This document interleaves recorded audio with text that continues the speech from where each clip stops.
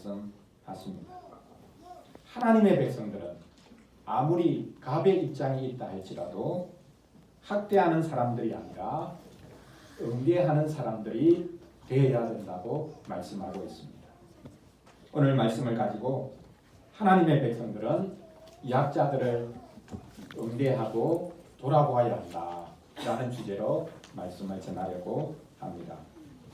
누구를 학대하지 말아야 할까요? 또한 누구를 돌아보아야 하겠습니까? 첫째로 외국인을 학대하지 말아야 합니다.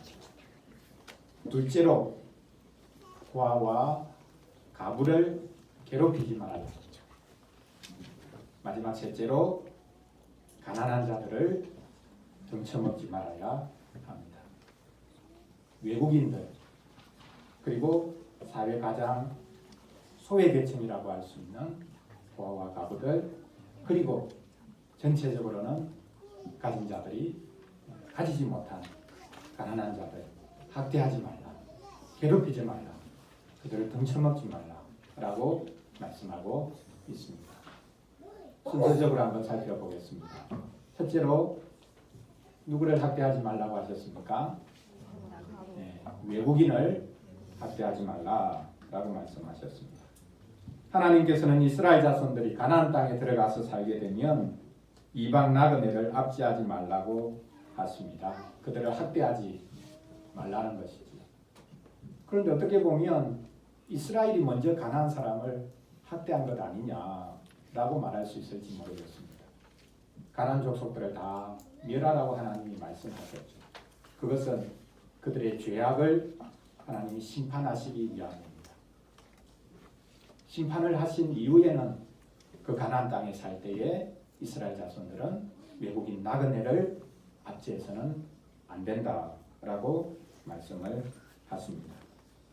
예를 들어서 가나안 땅을 정복할 때도 사실 하나님께서는 외국인 나그네를 배려하셨다라는 것을 어떤 사건을 통해서 우리가 확인할 수 있습니다.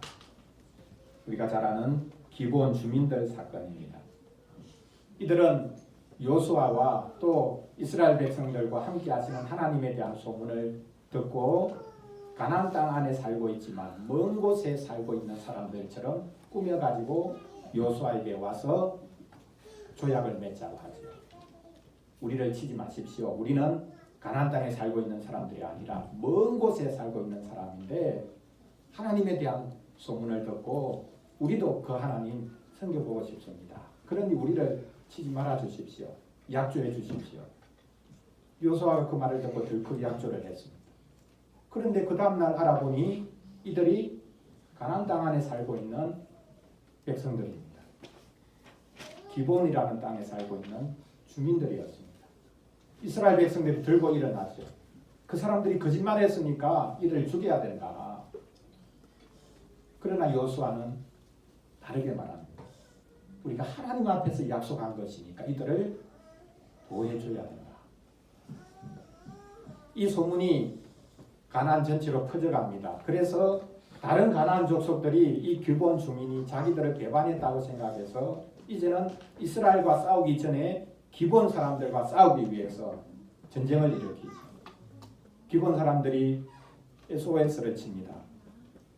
가나안 족속들이 우리를 치려고 하니까 와서 우리를 좀 도와주십시오. 요수아가 어떻게 합니까? 잘 됐다. 거짓말했으니까 너희들 죽어도 싸다. 그렇게 했습니까? 아닙니다. 가서 도와줍니다. 하나님 앞에서 보호해 주겠다고 약속했기 때문에 가나안 땅 안에 살고 있었던 사람들이지만 하나님을 소망하려고 하는 그 마음을 보고 요수아는 이 기브온 주민들을 살린 것입니다. 가서 이스라엘이 위험해질 수 있음에도 불구하고 기브온 주민들을 살려주고 도와준 것이죠. 이렇게 하나님의 백성들은 이방 사람들, 이방 나그네들을 압제해서는 안 된다라는 것입니다. 작년 말 집계를 보니까요. 우리나라 거주 외국인이 130만 명입니다. 조선족 동포들이 제일 많죠. 동남아 근로자들도 많고 또한 결혼 이주 여성도 많습니다. 지난 1년간 차별 대우를 받은 적이 있느냐라는 질문에 21%가 차별 대우를 받은 적이 있다라고 답을 했습니다. 많이 줄어든 것이죠. 차별 이유가 뭐냐라고 물었더니 출신 국가가 60%입니다. 한국어 능력이 25%입니다. 그 외에 외모, 직업 순으로 나타났습니다. 우리가 아직까지 사람들을 차별하고 학대한다라는 것을 보여주고 있는 지표입니다. 어느 나라에서 왔냐, 그게 중요한 것이죠. 한국말 못하면 무시하는 것이죠. 얼굴 색깔도 중요합니다. 어떤 직업을 가지고 있냐, 그것도 차별과 또 학대의 중요한 것이 되어집니다. 지금은 많이 사라졌지만 얼마 전까지 동남아 근로자들이 가장 많이 했던 말, 그것이 제발 때리지 마세요, 그런 말이었다고 하지 않습니까? 어떻게 된 일인지 우리는 단일 민족에 대한 자부심이 있다고 할 수 있지만, 그러나 반대로 한편으로는 우리가 색깔에 대한 열등감이 있습니다. 흰색에 대한 열등감이지. 백인들을 떠받들고 유색 인종을 무시합니다. 왜 피부색으로 우리가 사람을 차별하는 것입니까? 유럽에 있을 때 보니까 한인 부모들이 자기 자녀가 결혼할 때 되면 항상 하는 말이 있습니다. 다른 것은 다 되는데 검은 거는 안 된다. 그 말을 자기 자녀에게 하는 거죠. 외국인하고 결혼하는 것도 허락해 줄 수 있는데 검은 사람은 안 된다. 그것만은 나는 절대 허락할 수 없다. 부모 자식과의 관계를 끊는다 그러면 이렇게 말을 하는 것 직접 듣기도 하고 또 자녀들을 통해서 계속 하는 말을 들었습니다. 우리는 유색인종을 괴롭히면 안 됩니다. 사실 우리가 유색인종이 아닙니까? 현재 우리 상황에서 이방 나그네, 오늘 이방 나그네들을 학대하지 말라고 이스라엘 백성들에게 주셨는데 오늘 우리에게는 이방 나그네가 누구이겠습니까? 최근에 우리나라도 난민 문제로 시끄러웠죠. 지난번에 한번 말씀드린 적이 있는데요. 제주도에 예멘 사람들이 와서 난민 신청을 하기 시작하자 전국이 들끓었습니다. 절대 받으면 안 된다. 그 사람들 다 쫓아내야 된다. 예멘 사람들 그 내전이 일어나서 어쩔 수 없이 그 나라를 떠났는데요. 20대 남자들도 많이 있었죠. 왜 그런 사람들이 왔냐? 군대 잡혀가니까 전쟁터 나가서 죽으니까 어쩔 수 없이 그 나라를 떠난 겁니다. 그런데 그런 남자들에게 난민 지위를 부여하면 어떻게 되겠냐? 우리나라 여성들이 끔찍한 일을 겪을 수도 있지 않겠냐? 이런 온갖 말들을 해 되었습니다. 더더욱 그들이 이슬람 사람들이니까 우리가 결코 받을 수가 없다라는 것이죠. 이슬람 지역에 들어가서 복음을 전하기가 너무너무 힘든데 자발적으로 그들이 우리나라까지 왔는데 왜 우리가 그들에게 복음을 전하지 않습니까? 왜 그들을 주의 사랑으로 안아줄 수가 없는 것입니까? 신약 성경에 보면 사실 신자인 우리가 난민이다 라고 말씀하고 있습니다. 베드로전서에서 말씀하고 있지 않습니까? 너희들은 흩어진 나그네라. 그게 흩어졌다는 것이 디아스포라인데요. 원래 디아스포라라는 말은 흩어진 유대인들을 가리킬 때 사용하던 단어였죠. 바벨론 포로 생활하기 시작하면서 전 세계로 흩어진 유대인들을 디아스포라라고 부릅니다. 이게 어떻게 보면 모든 상황에 다 적용되기 시작합니다. 그래서 우리 한인들도 외국에 살고 있는 한인들을 디아스포라 한인이라 그렇게 흔히들 부르곤 합니다. 근데 진정한 난민이 누구냐? 기독교인이 사실 진정한 난민이라는 겁니다. 자기 땅에 살고 있어도 그들은 난민처럼 산다. 주장할 것을 주장하지 않고 마땅히 누려야 할 권리도 주장하지 않는 사람들. 지금 핍박 때문에 전 세계로 흩어질 수밖에 없기 때문에 그들이 난민이 되기도 했지만 자발적으로 자기 땅에서 난민으로 살아가는 사람들, 그들이 기독교인이다라는 것이죠. 우리가 난민인데 어떻게 같은 난민을 그렇게 핍박하고 압제할 수 있는 것입니까? 같은 난민들은 서로 도와야 하는 것이 아닙니까? 외국인 근로자들, 쉽게 무시할 수 있는 그런 외국인들을 학대하지 말라. 하나님께서 우리에게 말씀하고 계십니다. 둘째로 괴롭히지 말아야 될 사람들이 있는데 과부와 고아라라고 말씀하고 있습니다. 하나님께서는 사회적 약자를 괴롭히지 말라고 하십니다. 당시 사회적으로 제일 약자들이 누구냐? 바로 오늘 본문에서 말씀하고 있는 과부와 고아, 고아와 과부입니다. 왜 과부와 고아가 사회적으로 제일 약자였겠습니까? 이 유대 사회가 우리 사회와 거의 비슷하다고 보면 됩니다. 가부장적인 사회죠. 남자 중심의 사회입니다. 그래서 남편이 죽으면 아내가 이제 가부인데 남편의 보호를 받지 못하니까 무시를 당하는 것이죠. 부모가 돌아가시면 고아들이 아빠가 없으니까 무시를 받습니다. 그래서 가부가 제일 사회적으로 약자가 되는 것이죠. 짓밟히기 쉽습니다. 그의 재산을 빼앗기기 쉽습니다. 우리 사회에서도 남편이 없는 가구의 삶이 얼마나 힘들다는 것 알고 있지 않습니까? 남편 없구나. 내가 마음대로 해도 되겠다. 내가 마음대로 해도 찾아와서 말할 남편이 없으니까 함부로 해도 된다고 생각을 하는 것이죠. 고아도 마찬가지입니다.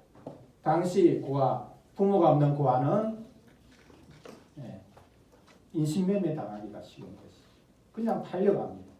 노예로 팔려가기 쉬운 입장에 있는 이들이 바로 이 고아들입니다. 우리 사회에서도 사실 부모가 없이 자라는 그런 아이들 얼마나 힘든 일을 겪습니까? 학교에서도 아빠가 없다. 그렇게 하면 제 아이는 아빠가 없대. 친구들끼리도 무시하고 심지어 조롱하는 그런 일마저 있지 않습니까? 하나님께서는 이런 약자, 사회적인 약자 괴롭히지 말라라고 말씀하고 계십니다. 예수님께서 이 땅에 계실 때에도 유대 사회에서 이런 상황이 조금도 바뀌지 않았던 것 같습니다. 그래서 예수님께서 어떤 가부에 대한 비유를 하신 적이 있죠. 한 가부가 있었는데 억울한 일이 있어서 재판장에게 가서 그 억울함을 풀어달라고 말을 한 그 이야기입니다. 처음에 재판장이 그 가부의 억울함을 풀어주지 않습니다. 왜 그랬겠습니까? 아마 뇌물을 받았는지 모르겠습니다. 가부의 재산을 빼앗아가려고 하는 사람이 재판장에게 뇌물을 주고 이 사건 덮어달라 그렇게 이야기를 했는지 모르겠습니다. 그래서 가부가 자기 억울함을 말도 안 되는 이야기를 가지고 온 게 아니고요. 분명히 법적으로 풀어줘야 될 문제인데 재판장이 자꾸 거부를 하는 것. 나 모른다. 그 법적 요건을 갖추어지지 않은 거다. 계속 이렇게 이제 말을 했겠죠. 가부가 끊임없이 아침 저녁으로 가서 괴롭힙니다. 제발 제 억울함을 풀어주십시오. 나중에 이 재판장이 어떻게 합니까? 그 억울함을 들어주죠. 왜 들어주었습니까? 귀찮아가지고 귀찮아가지고 들어주었다. 하물며 하나님의 백성들이 밤낮 하나님께 부르짖는다면 하나님 들어주지 않겠냐. 예수님 마지막 이 말씀을 덧붙이는데요. 그러면 하나님도 귀찮게 해드려야 우리가 기도하는 거 들어주신다. 그렇습니까? 아닙니다. 하나님은 귀찮아서 들어주시는 분이 아닙니다. 이 재판장과 하나님이 사실은 같은 입장에 있지요. 어떤 입장입니까? 재판장의 입장입니다. 정의를 시행해야 되는 입장입니다. 인간 재판장은 처음에는 정의를 시행하지 않으려고 했습니다. 근데 귀찮아서 어쩔 수 없이 들어줍니다. 하나님은 동일하게 인간 재판장과 같이 정의를 시행하는 분입니다. 그러나 이분은 어쩔 수 없이 들어주시는 것이 아니라 기쁜 마음으로 정의를 실행하는 분입니다. 그러니까 가구의 소원을 기쁘게 들어주시는 분이죠. 고아의 그 간구를 기쁨으로 들어주시는 분이죠. 귀찮아서 하나님이 들어주신다. 하나님을 귀찮게 해드려야 된다. 그런 요지가 아닙니다. 이 비유가 말하고 있는 것은 하나님은 다른 분이라는 거죠. 하나님은 정의를 반드시 시행하시는 분이다. 마지못해서가 아니라 기쁜 마음으로 고아와 가부의 편에 서시는 분이다. 라는 것을 보여주는 비유입니다. 하나님은 약자들의 편이 되십니다. 약자들의 억울함을 외면하지 않으십니다. 학대당하는 약자들의 눈물을 외면하지 않으십니다. 세상 법도 법정도 하나님의 이 심판을 하나님의 이 정의를 실행해야 되는 입장에 있습니다. 그것을 실행하지 않았다면 하나님의 심판을 받을 수밖에 없겠지요. 하나님께서는 고아와 가부가 고통 중에 부르짖으면 그 부르짖음을 반드시 듣는다고 말씀하십니다. 오늘 본문 출애굽기 22장 24절에서 강하게 말씀하시죠. 나의 노가 맹렬함으로 내가 칼로 너희를 죽이리니 너희의 아내는 가부가 되고 너희 자녀는 고아가 되리라. 고아와 가부를 괴롭히면 하나님께서 그 사람을 향해 친히 칼을 들겠다고 하십니다. 고아와 가부를 괴롭힌 사람을 친히 하나님께서 칼로 치겠다라고 하십니다. 하나님께서 참지 못하시는 것이 바로 이것이라고 말씀합니다. 그러면 고아와 가부를 괴롭힌 그 사람의 아내가 가부가 되고 그 사람의 자녀가 고아가 될 수밖에 없다라는 것이죠. 그 정도로 하나님께서는 사회적인 약자, 고아와 가부의 편이 되겠다고 말씀하십니다. 고아는 기뻐하시기 바랍니다. 가부는 기뻐하시기 바랍니다. 하나님이 고아의 아버지가 되십니다. 하나님께서 가부의 남편이 되어주십니다. 하나님이 친히 아버지가 되어주시고 하나님이 친히 남편이 되어주신다면 이것보다 더 든든한 것이 어디에 있겠습니까? 고아와 가부를 괴롭히지 말라. 내가 그들의 보호자가 되겠다 라고 말씀하십니다. 마지막 세 번째로 이제는 조금 일반화시키는데요. 가진 자들이 가지지 못한 자, 가난한 자를 등쳐먹지 말라라고 말씀합니다. 가난한 사람들에게 돈을 빌려주면 채권자와 같이 행시하지 말라고 하십니다. 그 단적인 것이 이자를 받지 말라는 것이지요. 자, 그러면 어느 누가 돈을 빌려주려고 하겠습니까? 원금만 갚으면 되면 또 반대로 누구든지 돈을 계속 빌리고 싶어 하겠죠. 자, 그러면 지금 전 세계적으로 유대인이 제일 부자인데 은행 땅도 많이 소유하고 있는데요. 어떻게 이자도 안 받는 유대인들이 이렇게 부자가 됐겠습니까? 이 말씀을 지키지 않았을까요? 유대인들이 이 말씀을 지켰습니다. 근데 부자가 된 이유가 있는데요. 기독교 사회에서 유대인들이 핍박을 받아가지고 할 수 있는 게 돈놀이밖에 없었습니다. 그런데 이자를 받지 말라고 했지 않습니까? 근데 이제 이 유대인들이 생각한 거죠. 이자를 받지 말라고 한 것은 같은 민족에게 이자를 받으면 안 된다. 그러니까 유대인이 아닌 이방인들에게는 돈 빌려주고 이자 받아도 된다. 이렇게 해석을 한 거죠. 그래서 열심히 이방인들에게 돈을 빌려줘가지고 이자를 많이 받아가지고 부자가 된 겁니다. 그것밖에 할 게 없어서 기독교 사회에서 유대인들이 핍박받으면서 어떻게 보면 부자가 되어간 겁니다. 하나님께서 지금 이 하나님의 백성인 유대인들에게 너희들은 가난한 사람들에게 돈을 빌려주되 이자를 받지 말라라고 하셨습니다. 이자 받지 않으면 은행이 다 문을 닫겠죠. 은행은 이자 받아가지고 유지하고 있지 않습니까? 이자를 받지 않는 은행이 있습니다. 장발장 은행이 있는데요. 벌금 낼 돈이 없어서 교도소에 가야 할 처지에 놓인 사람들에게 담보도 또 이자도 없이 벌금 낼 돈을 빌려주는 은행입니다. 이 은행의 목표가 뭐냐? 이 은행의 목표는 문 닫을 날을 기다리는 은행입니다. 서민들에게 더 혹독한 벌금 제도가 개선이 되어서 이 은행은 우리가 문 닫을 날이 오기를 바란다 라고 스스로 내걸고 있습니다. 물론 누구에게나 이자 없이 담보 없이 돈을 빌려주는 것은 아니죠.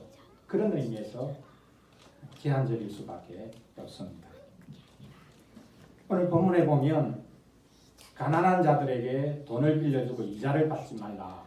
그리고 또 더 구체적인 케이스 하나를 소개하고 있습니다.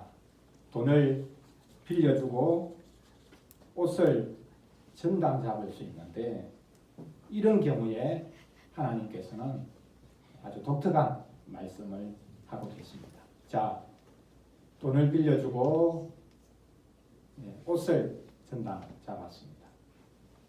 그러면 돈을 받을 때까지 이 옷을 가지고 있으면 되겠죠.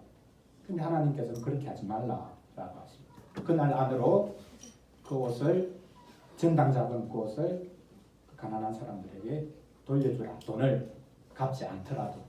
왜 또 옷을 돌려주라고 합니까? 이 옷은 그 가난한 사람이 밤에 덮고 자야 할 이불과 같은 거다. 그 정도로 가난한 사람. 그래서 돈 받을 때까지 그 옷을 가지고 있지 말고 그날 밤이 되기 전에는 돈을 갚지 못한다 할지라도 이 옷을 돌려줘라. 그렇지 않으면 그 사람이 벌거벗은 채 추위에 떨면서 잠을 잘 수밖에 없다라고 말씀하고 계십니다. 이것을 묵상하면서 노숙자 문제가 떠올랐는데요. 서울역 등 지하철역에서 저녁에 박스를 덮고 자는 노숙자들 많이 있지 않습니까? 그들에게 질 곳을 제공해 주어야 합니다. 그런데 일본에서는 쉴곳, 쉼터라고 그렇게 부를 수 있을 텐데요. 그곳들을 많이 만들어 놓았습니다. 그런데 노숙자들이 거기 안 들어온답니다. 왜 안 들어오겠습니까? 거기 들어가서 밥도 나오고 잠도 잘 수 있고 그렇게 한데 왜 안 들어가려고 하겠습니까? 거기 들어가면 내 자유가 없어진다. 나는 자유롭게 살고 싶다. 그래서 쉼터가 있어도 쉼터에 안 들어간다는 겁니다. 노숙자분들이 훨씬 더 자유를 간절히 갈망하고 있다. 아이러니한 것이죠. 그러나 사실 가난하면 자유로워질 수가 없습니다. 가난한 자를 돕는 것, 그것이 그들에게 자유를 주는 것입니다. 하나님께서는 고아와 과부의 억울함을 들어주신다고 말씀하셨고 마찬가지로 자기 몸을 가릴 수도 없는 가난한 자의 호소에 귀를 기울여 주신다고 말씀하고 있습니다. 그렇습니다. 하나님은 자비로운 하나님이십니다. 하나님께서는 가난한 자들의 형편을 외면하지 않으십니다. 그들의 형편에 큰 관심을 기울이십니다. 하나님은 먹을 것을 주시는 하나님입니다. 예수님께서 제자들이 기도를 가르쳐 달라고 했을 때에 그 기도 속에 우리의 필요를 구할 때 가장 먼저 기도하라고 하신 것이 일용할 양식을 주십시오라는 것이었죠. 그 일용할 양식을 어떻게 구하라고 하셨습니까? 크게 보면 두 가지인데 하나는 오늘 매일에 필요한 양식을 구해라. 미리 많은 것 달라고 구하지 말고 내일 것까지 달라고 구하지 말고 그날 필요한 것 달라고 하나님께 구하라. 우리가 일용할 양식 구하는 것 이것이 욕심이 되면 안 됩니다. 그리고 두 번째로는 우리에게 일용할 양식을 달라고 기도하라고 하셨죠. 저에게 제가 필요한 것 주십시오. 이렇게 구하지 말고 우리에게 같이 하나님 일용할 양식을 주십시오. 저에게도 일용할 양식이 필요하고 옆에 있는 성도에게도 필요하고 우리 이웃에게도 필요하고 우리 모두에게 일용할 양식을 주십시오. 그렇게 구하라고 하셨어요. 매일의 양식이요. 우리 모두에게 필요한 양식. 하나님 주시기를 원합니다. 구하라고 말씀하셨어요. 나에게 일용할 양식을 주셨다면 그것은 나만을 위해서 주신 것이 아니죠. 나누라고 주신 것입니다. 가난한 이웃을 외면하는 것은 그를 지으신 하나님을 외면하는 것입니다. 그래서 예수님께서는 마지막 심판의 근거도 가난한 자, 약한 자에게 한 것, 그것이 심판의 기준이 될 것이라고 말씀하셨습니다. 왜냐하면 가난한 자, 약한 자, 지극히 작은 자에게 한 것이고 주님에게 한 것이기 때문입니다. 가난한 이웃의 등을 쳐먹는 사람은 심판을 피할 수가 없다. 그렇게 말씀하고 계십니다. 우리 친구들이 열심히 공부해야 되는 이유도 바로 이것입니다. 잘 먹고 잘 살기 위함이 아니라 잘 나누어 주기 위함입니다. 우리 친구들 공부 너무 잘하려고 하지 마세요. 공부 잘하면 가진 거 다 나누어 줘야 돼. 나누어 주기 싫은 사람은 공부 좀 못해요. 못해도 돼. 나는 나누기 싫어요. 내가 가진 건 나누기 싫어요. 그럼 공부 안 해도 됩니다. 정말 나는 가진 건 나누고 싶어요. 그러면 공부를 열심히 해야 될 뿐만 아니라 하나님이 공부 잘하게 해주실 겁니다.